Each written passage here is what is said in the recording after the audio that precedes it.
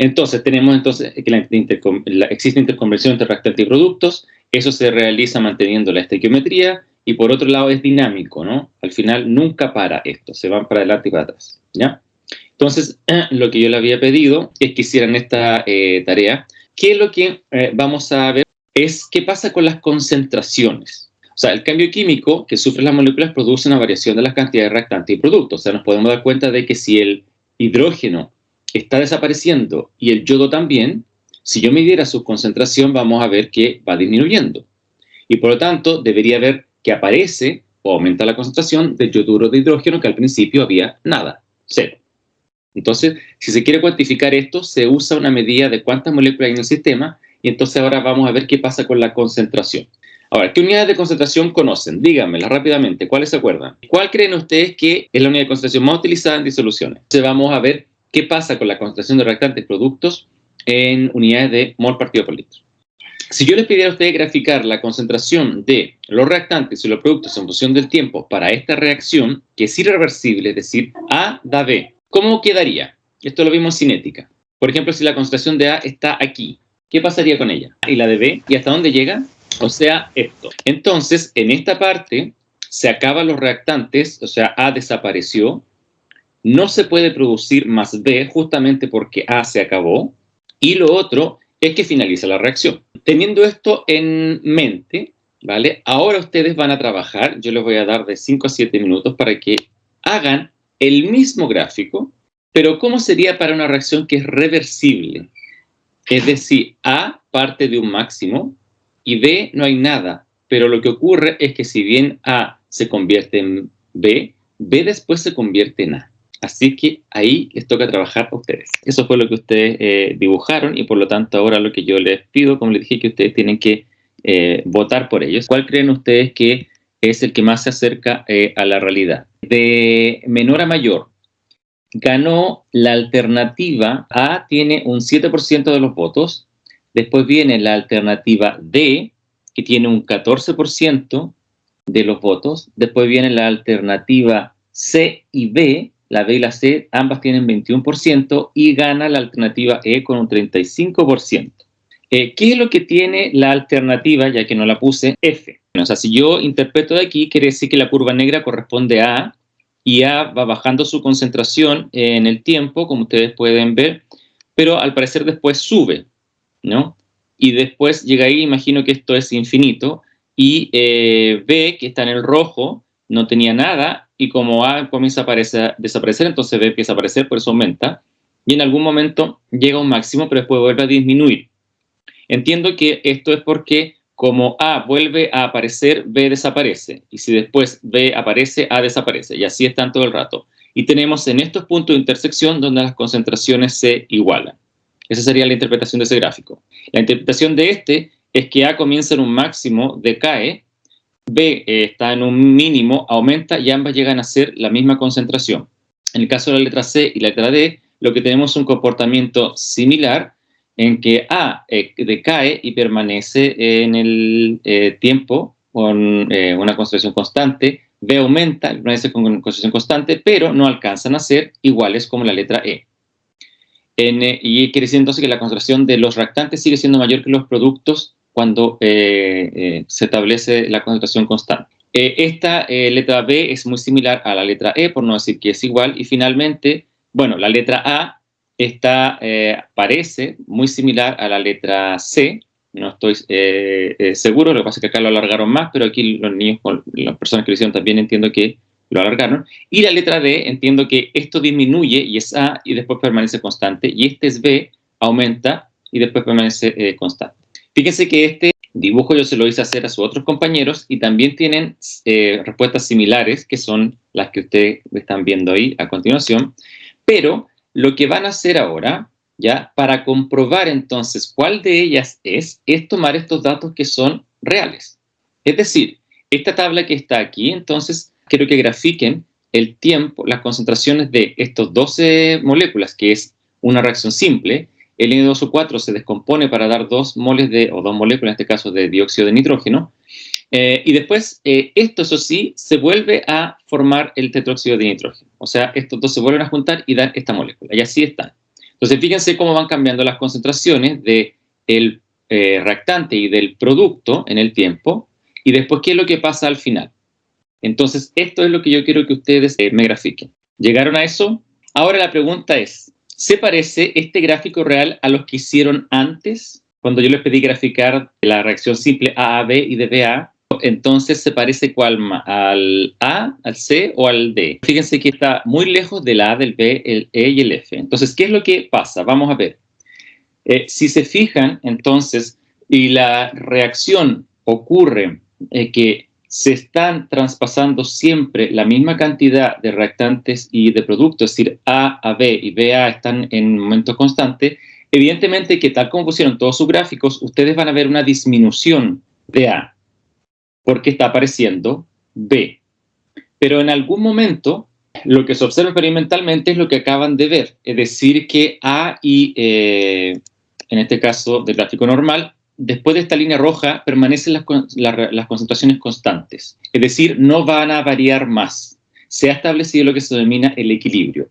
Ahora, ¿por qué ocurre esto? Lo voy a explicar diciendo por qué no ocurre esto, que está aquí, la letra F. ¿Ya? ¿Qué es lo que pasa con la letra F? Ustedes están mostrando en esto que si bien A disminuye y B aumenta, después B llega a un máximo, ya llega a un mínimo, y luego vuelve a aumentar A y vuelve a disminuir B, porque la reacción se está devolviendo, y así van a estar todo el rato.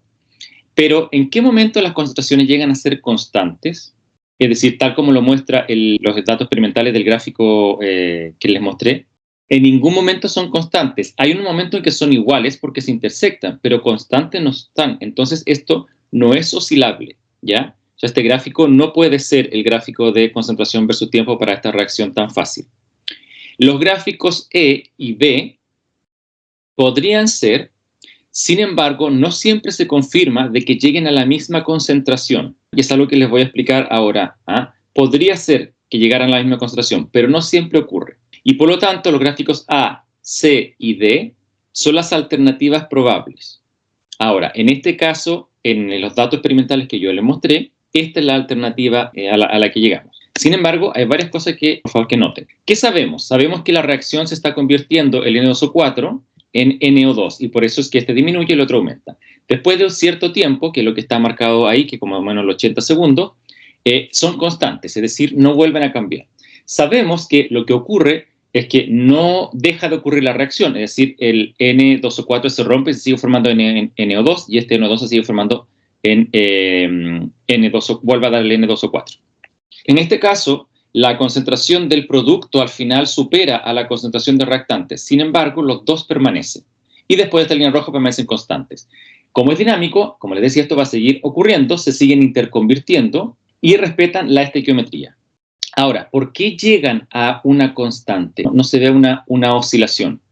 Claro, si ustedes se imaginan que el N2 se convierte en N2O4 y el N2O4 nuevamente a NO2, evidentemente lo que ocurre es lo siguiente. Lamentablemente no lo hice para el experimento que estábamos viendo, pero volvemos a nuestro experimento original. Fíjense que aquí lo que yo tengo es moléculas de hidrógeno, yodo y de yoduro de hidrógeno.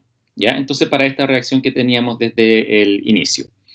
He separado, digamos, uno debajo de cada uno de los de su fórmula, nada más por un efecto visual, porque ustedes saben que todo esto está revuelto en un recipiente que hemos puesto de 3 litros. Entonces, miren lo que voy a hacer.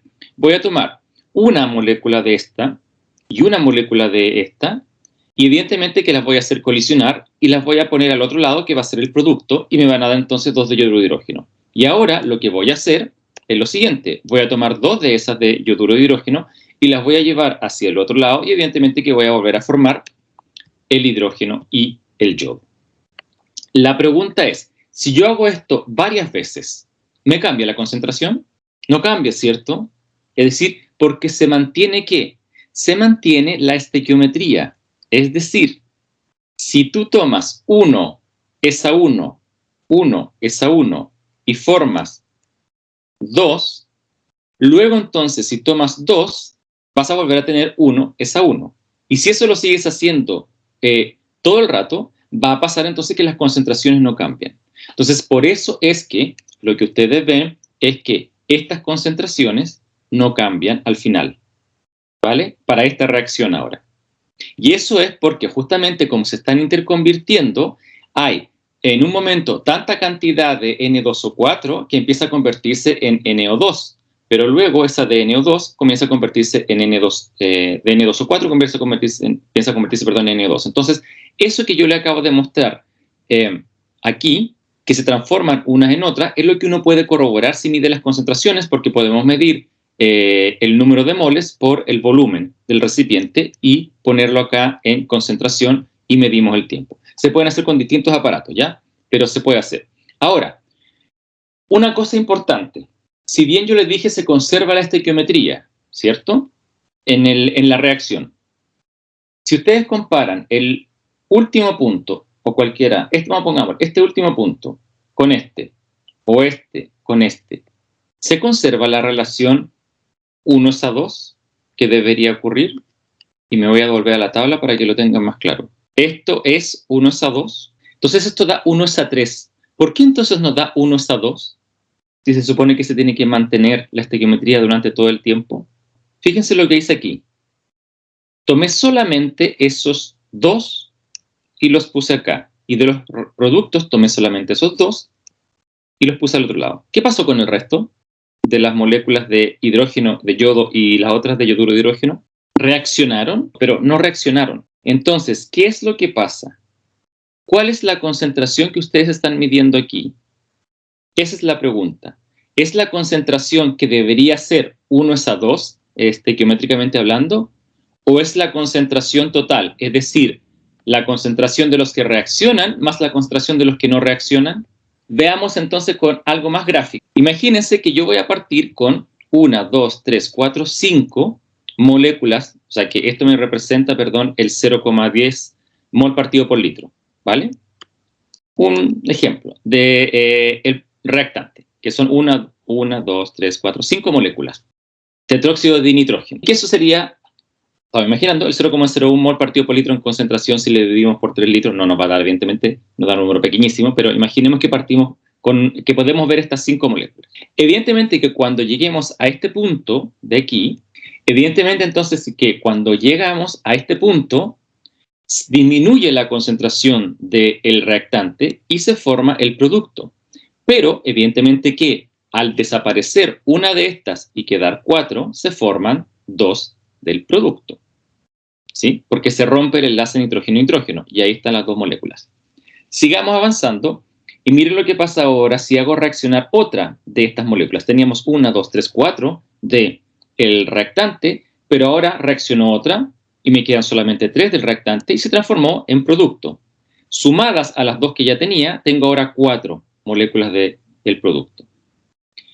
Pero ahora me voy a saltar a los puntos donde comienza la concentración constante. ¿Qué es lo que pasa aquí? Si hago reaccionar otra de estas moléculas que tenía 3 y ahora una de ellas solamente se convierte en el producto, ahora a estas 4 que tengo les voy a sumar 2 más y me van a hacer 6. Pero en este punto de acá, que es el mismo de aquí, siguen habiendo 2 y siguen habiendo 6. Entonces, ¿qué es lo que está pasando? Y si ustedes se fijan, la relación que hay aquí es 2 es a 6. Y esto es 2 es a 6. Lo que implica, que si lo simplificamos, es 1 es a 3. 1 es a 3. Y no es 1 es a 2. Sin embargo, aquí se sigue efectuando la reacción, se siguen interconvirtiendo, pero uno ve que lo que permanece es esto constante, y sin embargo, va a seguir viendo siempre que hay 6 moléculas de NO2 y 2 moléculas de N2O4. Eso ocurre porque nosotros tenemos un sistema en donde hay muchas moléculas del reactante y se producen moléculas del producto. Pero ¿qué es lo que pasa? Como se producen moléculas del producto, no implica de que todo el reactante se convierte en todo el producto y después todo el producto se convierte nuevamente en los reactantes. Eso no pasa. ¿Qué es lo que pasa y por qué vemos esto? Si ustedes pudieran mirar entonces, verían que lo que está ocurriendo, si yo tomo esta como ejemplo, y esta se se transforma en el producto, obtendría 2 de estas. Pero luego, estas 2 de estas se unen y vuelven a darme esta molécula. Y por eso es que yo veo que la concentración no cambia. Sin embargo, en esta proporción se conserva el 1 es a 2. Me dan 2 de esta. Y luego, 2 de esta me dan una de esta. 1 es a 2 y el 2 es a 1 se conserva siempre aquí. Pero ¿qué es lo que pasa? ¿Por qué no veo que las concentraciones no cambian? ¿Y por qué no veo que la concentración debería ser 1 es a 2? Porque quedan moléculas del producto que no reaccionan. No forman moléculas de N2O4. O también puede ser que haya moléculas de N2O4 que no formen el producto. Entonces, la concentración que ustedes obtienen aquí es la concentración final. Es decir, la concentración de las moléculas que sí reaccionaron sumada a la concentración de las moléculas que no reaccionaron. Entonces, por eso es que nunca ustedes van a poder conservar la relación estequiométrica 1 es a 2 en este caso. O, como en los ejemplos que pusieron ustedes, es muy difícil que esto ocurra, que lleguen a ser la misma concentración, porque no sabemos justamente cuántas moléculas de A van a dar B y cuántas de B van a querer volver a dar A. Entonces, no puedo decir que si yo meto a 1 mol partido por litro de A y 1 mol partido por litro de B, voy a llegar necesariamente a que cuando sea constante la concentración van a tener la misma. No, porque no sabes, digamos, cómo va a reaccionar el sistema A y cómo va a quedar el B. Es decir, cuántas moléculas de A van a dar B y cuántas de B van a volver a dar A.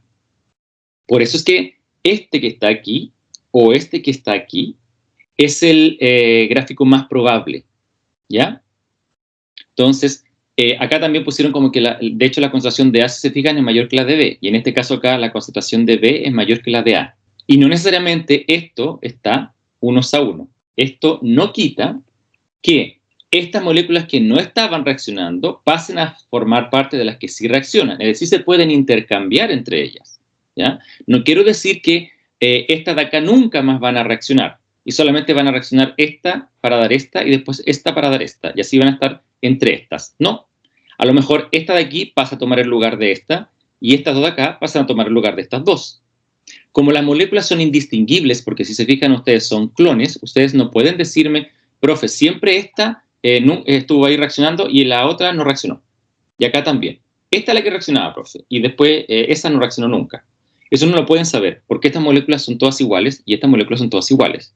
Sin embargo, sea de que algunas no reaccionan o sea que se intercambian para poder reaccionar, siempre, siempre, siempre, ustedes van a ver aquí que esto es constante. Y siempre, o muy probablemente, mejor dicho, la mayoría de las veces van a ver que no se conserva la relación estequiométrica, que en este caso, como digo, es 1 a 2.